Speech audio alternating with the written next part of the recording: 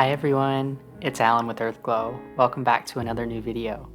In today's video, I'm going to be showing you how I make wax melts. And this video, I actually use the piston funnel, which is super nice for melts. You guys, if you have never tried it, it is probably my top recommendation to you, regardless of what your wax is, because it is going to make your process so much easier. I used to spill all over the place making wax melts. But yeah, I will have the one that I use linked in the description box, and it's really a pancake dispenser that you can get on Amazon. But candle makers really love using them because of how much it helps to minimize the spilling. But when I make wax melts, as you can see here, I like to start out with just measuring out all of my oils. And once I get all of those into beakers, I will be pouring out my first pot of wax. So yeah, these are just some different melts in my artisan and spa collections. So you can see there's a lot of 5-pound buckets going on from Candle Science here. This one is called Garden Mint. And I oftentimes like to blend sandalwood with my scents. You'll see this pattern with a lot of my custom blends. It just brings such a smooth finish. So in this video, I am actually using my beeswax, soy, and cocoa cream wax blend for these melts, and that blend works perfectly for melts. If any of you use that, I'll have my video linked above. But it's gonna produce a nice firm consistency that pops out of the clamshell perfectly. And so that is a 100% beeswax, soy, and cocoa cream formula. Now I will say I also love making wax melts with IGI 4625 and IGI 6006. So those are paraffin soy blend waxes, or the 6006s. And the 4625 is a food grade paraffin that just adds such a nice amount of firmness to the 6006. That blend that I use will be available on my Patreon, so patrons definitely look for that. And if you would like to join, I will have a link posted in the description box. It's just a few dollars a month, and it helps to make this content sustainable for me.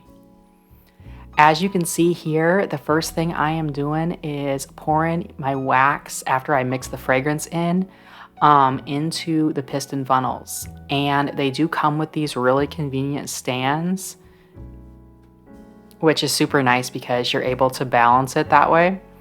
And I like to go in with my stick thermometer. As many of you know, it's my absolute favorite because it's going to give you those really precise readings. Keep in mind that if you use the infrared, the thermometer where you just press the button and the laser tells you the temperature, that one is going to only measure the surface temperature. So when you use a stick thermometer like you just saw me using, that is going to give you a very precise reading. But anyways, look at how easy this is, you all. I literally just started making wax melts about a year and a half ago, and I guess it's actually been 2 years now. But oh my gosh, time goes so fast. But I'm fairly new to wax melts, but I will say that this piston funnel has been a game changer for me, you guys, because the first few times I made melts, I just spilled all over. It was crazy. So the way I like to do it is just kind of, as you can see, just kind of going over all the little compartments in the clamshells.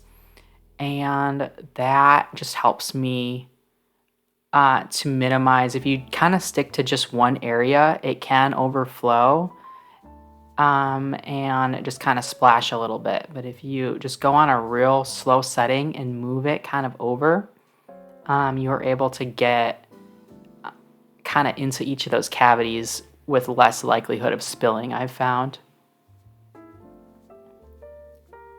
So for my wax melts, I like to use 12% fragrance, and that I've found is better for me than using 10%. I did start out using that 10% fragrance, and for a wax melt, I just found that it didn't quite have the longevity that I was looking for.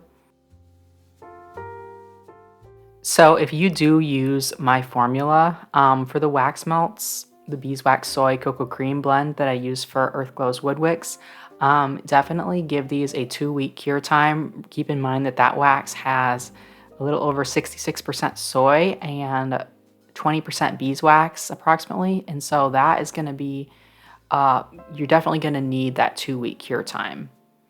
But if you are looking for a blend that does not have cure time really at all, I would highly recommend trying the IGI 4625 and 6006 blend that I use and that I'll have available in my Patreon. And I will also say that the 4625 6006 blend does have a more longevity to it. So I, since this video, have switched to that blend for our wax melts, except for when I make wax melt testers that you'll see me do for the Wanderlust candles and the single cavity clamshells. If you ever have purchased a Wanderlust candle from me, you will know that I usually include one of those in your order. Those I use the exact same formula, since the Wanderlust collection is exclusively a beeswax soy and cocoa cream collection. So one thing that can be challenging when you're making these melts is it can be hard to see where the top of the clamshell is, I find. So what I am doing is I'm going in and just doing kind of a preliminary fill, getting most of it filled, and then I will go back in and fill the remainder up with wax once I kind of get the initial majority of it filled. And the way that I do that when I'm going back in the second time is I will actually bend down and get to eye level with the wax, and I can kind of see from there what part of the container or which of the clamshells need just a little bit more wax to be filled flush with the top of the clamshell. Another challenge with these is that you don't really get any second chances if you do spill on the clamshell.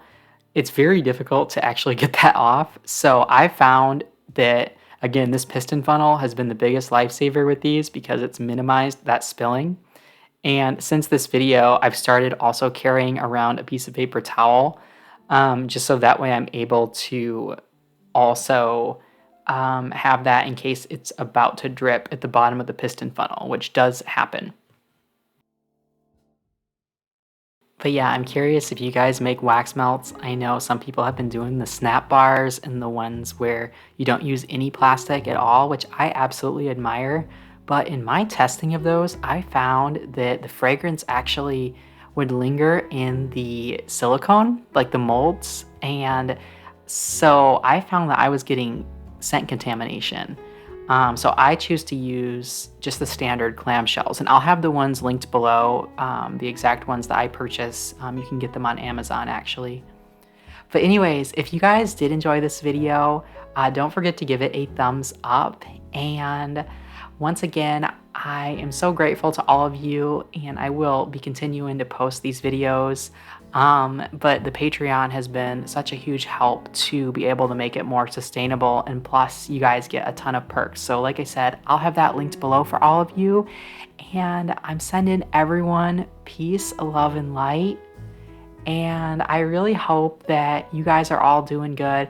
This is definitely the slow season for us as candle makers after the holidays. So I've definitely noticed things have slowed down for me in my candle business. The online sales are still going really good, but definitely at markets and whatnot, it's much slower. So if that is also you, please don't feel bad. That's just how it is. It's not your business or your product, more than likely.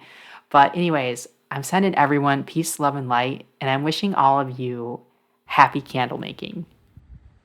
I would like to take the time to thank my patrons for their incredible support. A massive shout out goes to Wendy, Nicole Rott, Nancy with All About Me Beauty Bar, Merle, Brad with Neon City Scents, Junelle, Michelle, Paula, Zahara with Crystalline Candle Co., Julie with B-Lux Candle Co., Jennifer with Bea Essentials, Selena with Banbury Street Creations, Andrea, Sue, Nick, Bruce, Emma, Flavia, Jennifer with Bittersweet Candle Co., Danielle, Anitra with Ninth and Maxwell, Matthew, Jindy, Lisa, Elizabeth, Tammy, Carol, Cheryl, Maya, Losa, Betty, Luzdari, Daichi, John with Past Sense Candles, Angela, Amber, Bluegrass Bath and Candle Co., Marketer, Allie, Carla,